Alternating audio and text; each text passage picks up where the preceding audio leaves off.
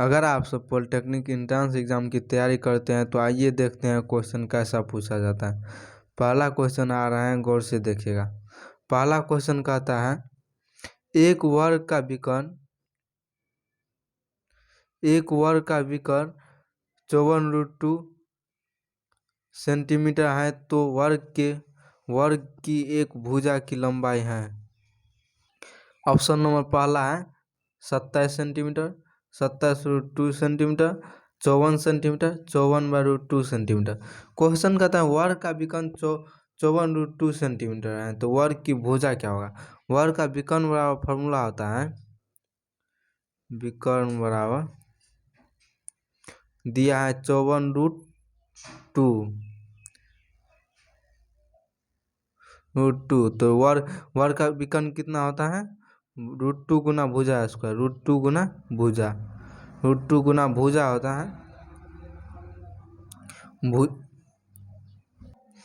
√2 गुना भुजा, भुजा को ए माने हैं तो 54√2, √2 से √2 कैंसिल हो जाएगा तो भुजा बराबर 54 सेंटीमीटर बच जाए।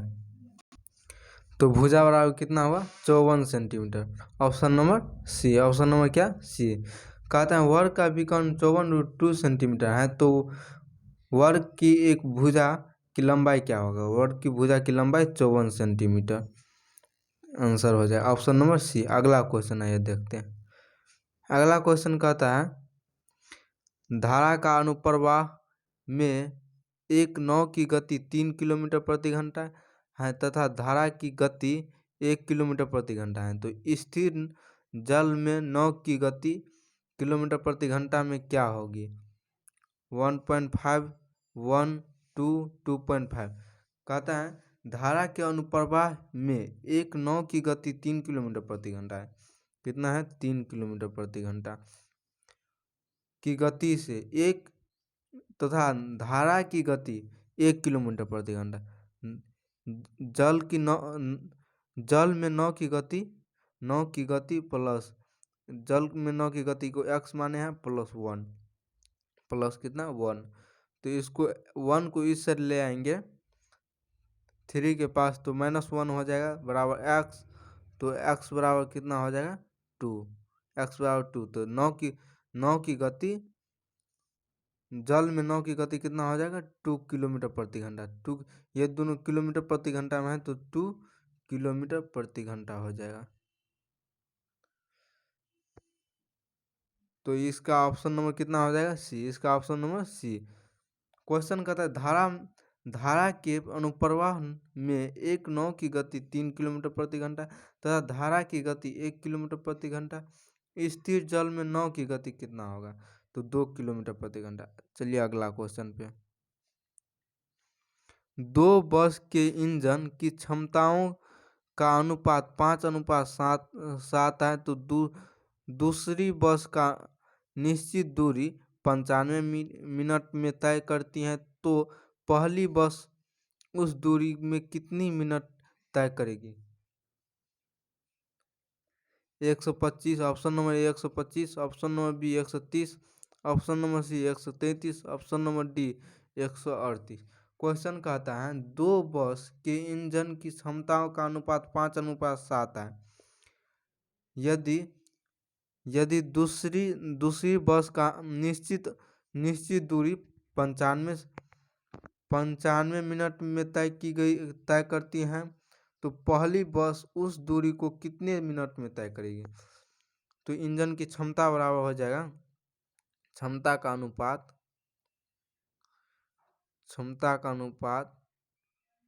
5:7 है। कितना है, 5:7। तो समय का अनुपात कितना होगा। समय का अनुपात 1/5/1/7। इसको लिख सकते हैं कोना अनुपात में, तो 1/5 को है तो 7:5 कोना कोनी गुना हो जाएगा 7:5। तो इसको 7:5 को अनुपात में है तो इसको बट्टा में लिख सकते हैं 7/5। 7/5 कितना दिया है 95 मिनट। कितना 95 मिनट। 95 मिनट तो इसको काटेंगे तो कितना कटेगा 5 × 5 5 4 9 5 45 19 × 7 19 × 7 कितना हो जाएगा 7 × 19 कितना हो जाएगा 19 से तो 133 कितना 133 आंसर हो जाएगा। ऑप्शन नंबर क्या सी। ऑप्शन नंबर क्या सी। इस क्वेश्चन का आंसर ऑप्शन नंबर सी 133 होगा। कहता है 2 बस के इंजन की क्षमता का अनुपात 5:7 है। 5:7 है। यदि बस की निश्चित दूरी 95 मिनट में तय करती है तो पहली बस दूरी को कितने मिनट में तय करेगी कितने मिनट में। तो समय बराबर हो जाएगा 1/5 अनुपात 1/7। तो इसको लिख सकते हैं 7:5। तो 7 अनुपात में है तो इसको बटा में लिख सकते हैं 7/5। 7/5 × 95 तो इसको काटे तो 133। Option number C. अगला क्वेश्चन कहता है यदि log 8 प्लस log 8 बराबर 1/3 तब x का मान होगा 12 9 16 64। क्वेश्चन कहता है यदि log 8 और log 8 दोनों का log 8 x है 8 है तो log में 8 सेम है तो प्लस का चिन्ह है तो ये कितना हो जाएगा log में गुना में हो जाएगा। हेलो जी log 8 बेस सेम है क्या बेस सेम है तो पावर वाला गुना में आ जाएगा। पावर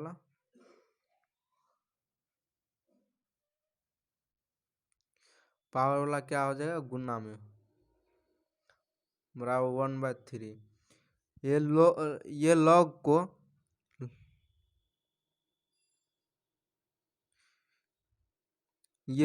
को log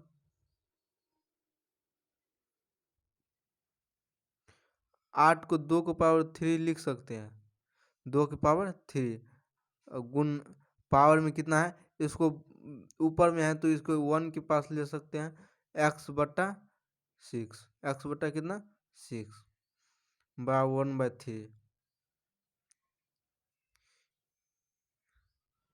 इसको अभी वैसे ही रहने दीजिए 2 की पावर 3 नहीं कीजिए 8 रहने दीजिए कितना 8।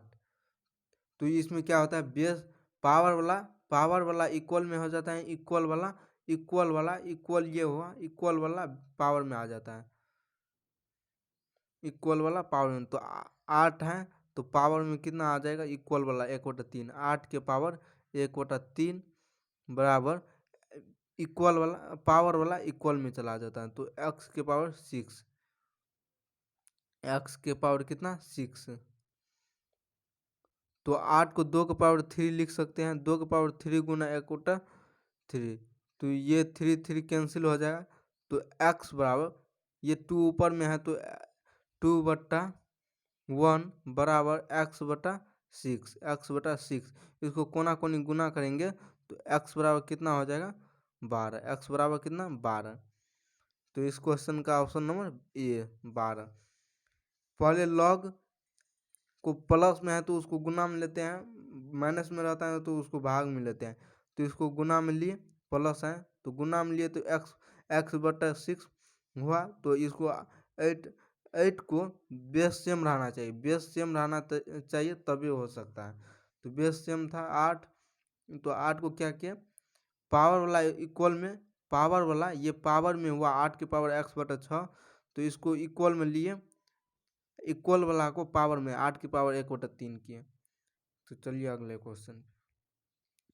अगला क्वेश्चन कहता है 2 समान त्रिज्या वाले वृत्त एक ए तथा दूसरा जिसके केंद्र क्रमशः ए तथा बी एक दूसरे को काटते हैं तो तीसरा वृत्त जिसका केंद्र सी है तो वृत्त पहला तथा दूसरा का क्रमशः बिंदु डी और तथा ई पर स्पर्श करता है तो त्रिभुज ABC का निश्चित तार क्या होगा?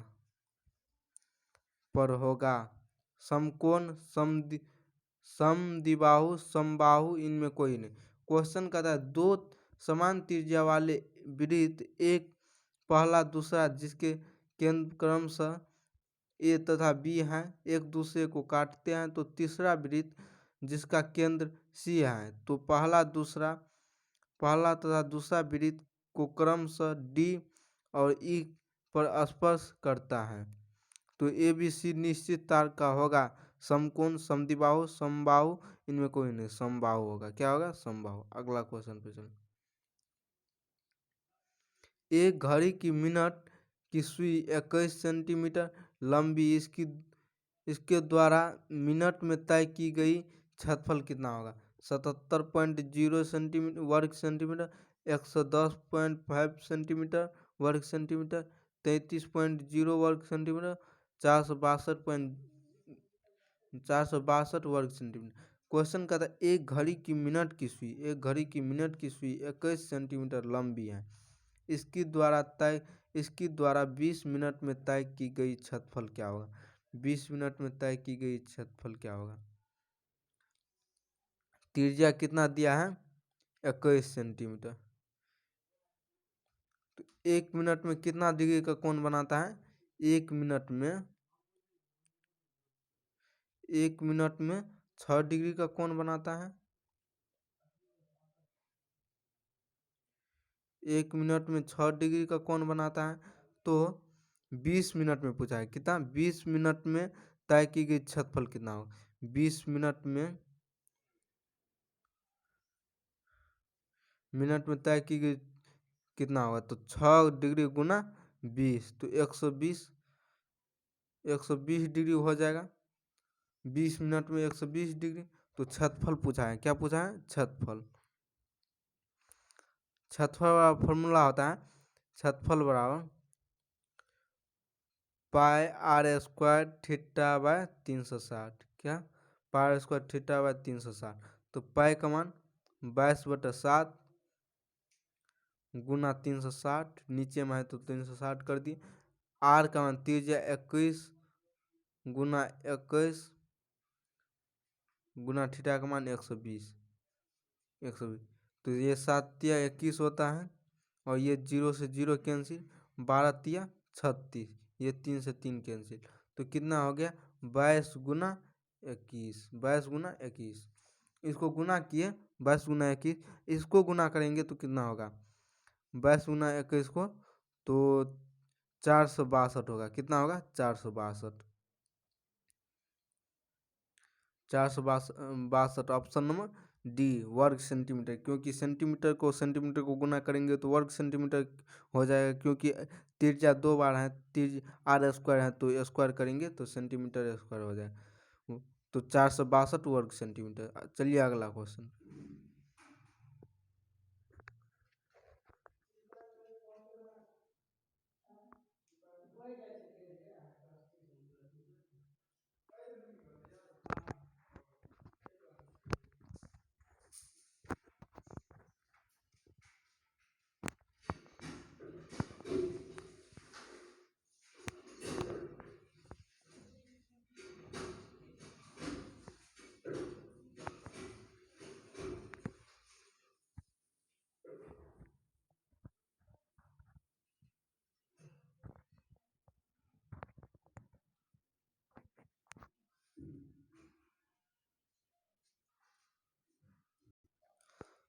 PQRS के एक समांतर चतुर्भुज है जिसमें कि भुजा OR का मध्य बिंदु है, तो T है तब जब ST तथा PQ के आगे बढ़ाया जाता है तो वह बिंदु O पर मिलती हैं, तो भुजा OP और भुजा PQ के बीच सही संबंध क्या होगा?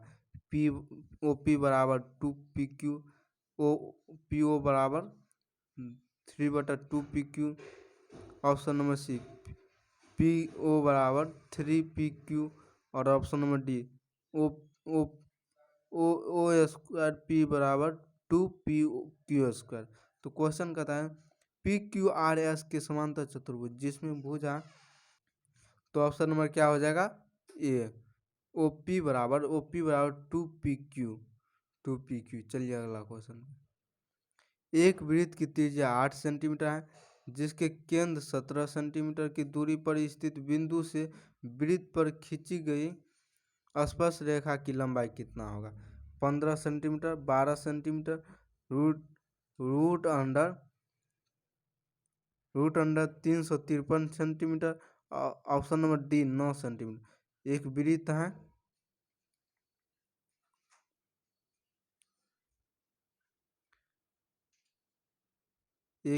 है, इस पे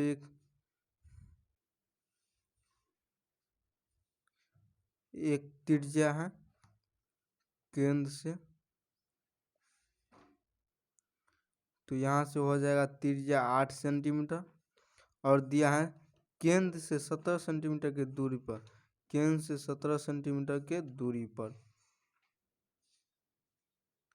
17 सेंटीमीटर की दूरी पर स्थित वृत्त की स्पर्श करती हैं, वृत्त पर स्पर्श करती हैं, तो लंबाई कितना होगा? ये लंबाई पूछा है। तो क्या होता है समकोण त्रिभुज पाइथागोरस प्रमेय बराबर ओ बी बराबर हो जाएगा OB बराबर root under OA square plus AB square, OA square plus AB square